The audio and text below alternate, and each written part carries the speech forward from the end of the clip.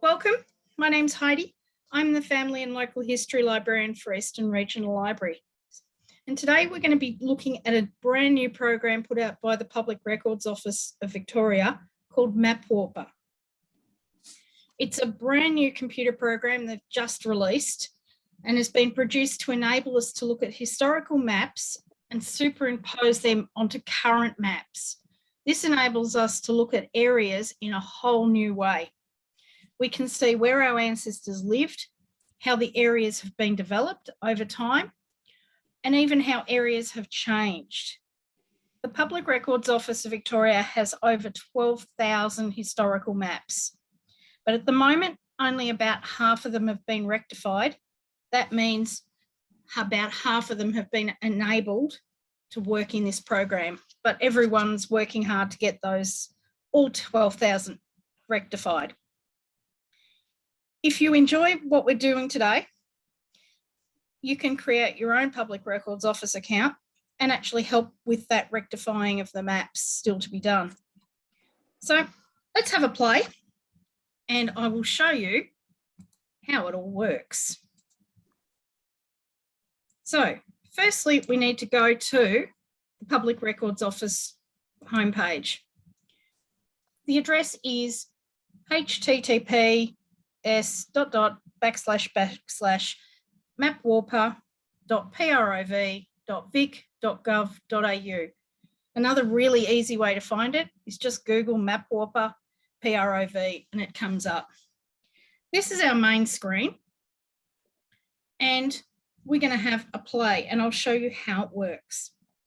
There are 4 different ways of searching on this website or database.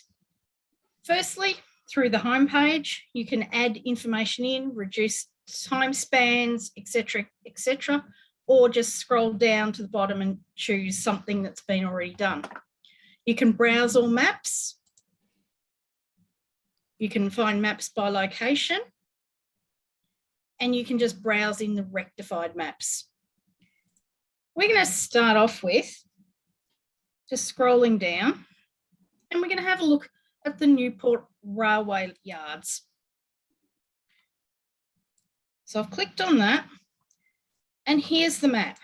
My apologies that my screen is so small. It is better on a bigger screen, but I don't have a big screen, so apologies. So this is our map itself and you can move it around just with your mouse, just grab and move.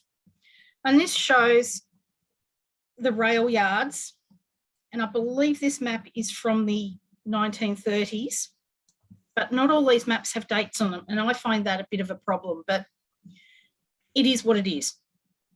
And it shows you all the train lines into the yards because this is where they do all the repairs to our train system.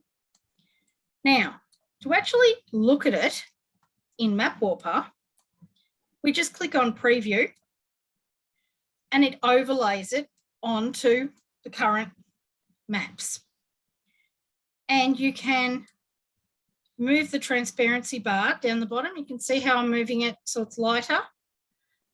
And therefore you can see what's there now. And if you move it to the right, you're seeing the map itself, the historical map. So in this case, we can see it really hasn't changed very much. The same area, the same train lines, the same main streets, and all those multiple train lines into the yards. Okay, the next one we're going to have a look at, by clicking back home, we're going to have a look at something a bit closer to home. And we're going to have a look at a historical map of the Croydon area. So I've just typed in Croydon and pressed enter. Now, there's one that I've chosen to show you, which is this one here, map 11H. And this shows, if we scroll into it a little bit more, all those blue lines are water pipes. This is a Melbourne Board of Works, as it was known in those days, map. So this is laying out the water courses in pipes so that all homes have access to water on the mains. And it's quite interesting because if we overlay it onto our current day map, we can see, as we slowly make it more transparent, that since this map was created, and we can zoom in just by using the ball on your mouse, that not a lot has changed since this map was created. Again, I don't know when this map is from, but it's still quite interesting. And these bits that are coloured in yellow, they're yet to be done. So we can see the blue ones that have been done and the yellow, that's the plan to do those next. Okay, the next one we're going to have a look at is to show you how some of the roads having changed. Now, the one I want to show you is this one. Again, it's vaguely local area. We can see it's the County of Evelyn, which is still an electoral area now. We've got Gruyere, etc. If we scroll in a bit, we can actually see the names of the farmers who owned land in that area.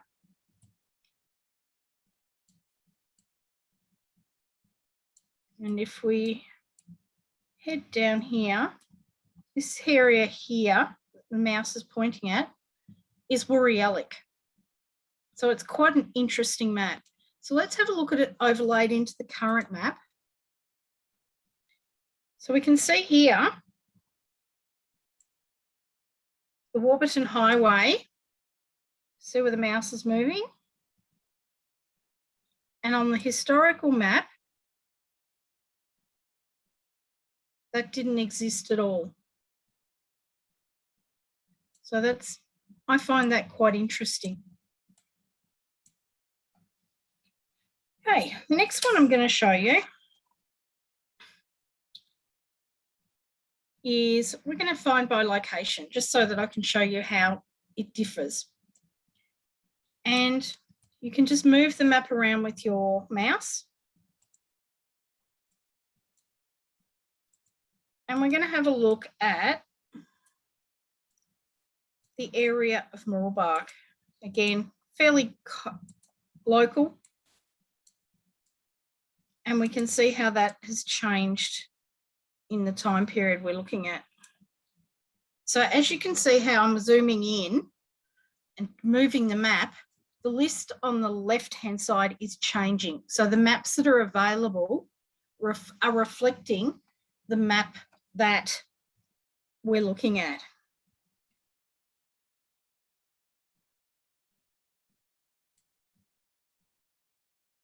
So the one I want to show you is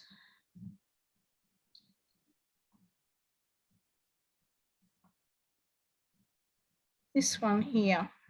And I just click on Open Map. Now this map, again, I don't know how old it is. There is no date on it. But you can see here's Cambridge Road and it connects to Main Road. Now that road we know today as Swansea Road. So you can see how names of roads have changed as well. And that all of this area today is suburbia on standard size house blocks. You can see in those days, there was just farms. We can see that the train line has been planned, but it's not there yet.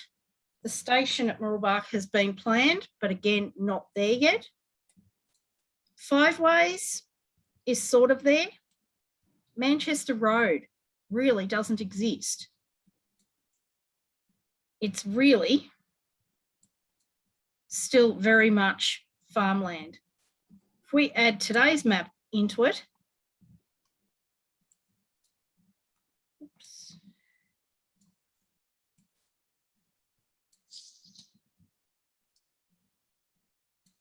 and we can see the train line has arrived, the station is there, the shops, the shopping areas, the parks. In those days, it was all farmland. And we can see that Bryce Avenue was named after the farmer that owned the land that Bryce Avenue is now on, which I find that quite interesting. Looking at the names, we can see that how they've been incorporated into the area. We also have James Hewish down here, and there's Hewish Reserve and Hewish Road and things like that in the area. Now, for a bit more of a history lesson rather than just playing, we're going to have a look at another one, and it just to outline how much an area can change over time. And we're going to have a look at this one. Now, all of you, I think, are old enough to remember Pentridge Prison when it was open. This is the area that was originally designated, all this red area, to Pentridge, which today there's not much left of it, just a facade, and it's very, very different to those days. Coburg Cemetery, in the red just here, it still exists as it is on this map. But let's have a look at it when we transport that into over another map. So this red area being what was designated to be Pentridge. When we move to the map to show more of today's map, we can see that a big chunk of that area is now Coburg High School, and the very small area, the main gates of Pentridge are just here, and it closed in 1996. So this whole area now has been redeveloped and is now housing. So by moving our transparency, you can see over time how much of this area really has changed. There was still housing, small house blocks all around it. We can see that Bell Street is still here, and the community health centre, the shopping mall, stations, the railway line, they were all on this plan to support the prison. Okay. And the last one I'm going to show you is more of a history lesson and something quite interesting that I found. So we're going to have a look at an area of Ballarat. And to do that, I'm going to type in Eureka, as I'm sure you are all familiar. No, wrong map. With the story of the Eureka Stockade. So in the map that I'm going to show you, is this one down the bottom here. And it's the route taken by police when they went to encounter the miners of Eureka Stockade. Now here we can see this is where the miners held out. The police station's actually over here, but the army barracks is here. And if we go down just a little bit, we can see that here's the main digging area. We've got Green Gully.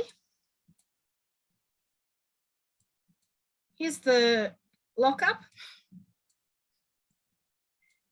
And we've got some of the hills drawn in to give us a bit of an idea of the lay of the land.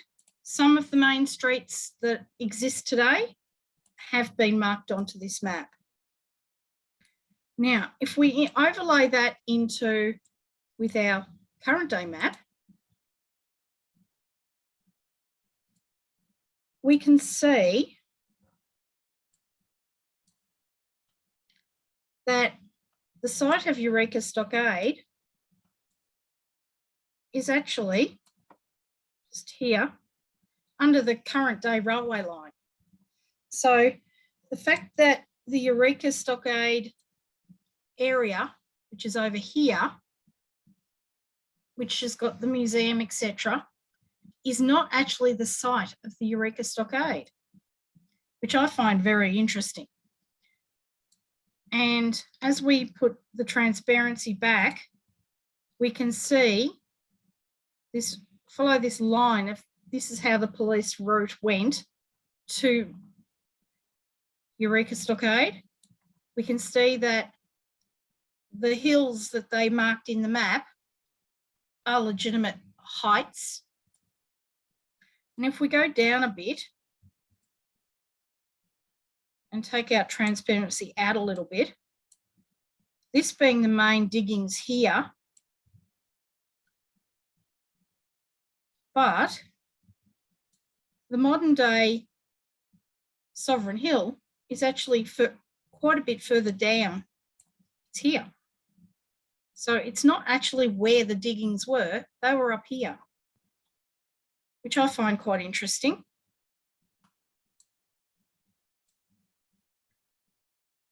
But the main streets are in exactly the same place they were planned out more than 100 years ago. Also on this map, if we go back to full transparency, there is a slight blow up in the bottom corner of the map of the actual Eureka Stockade area, which is really interesting for me.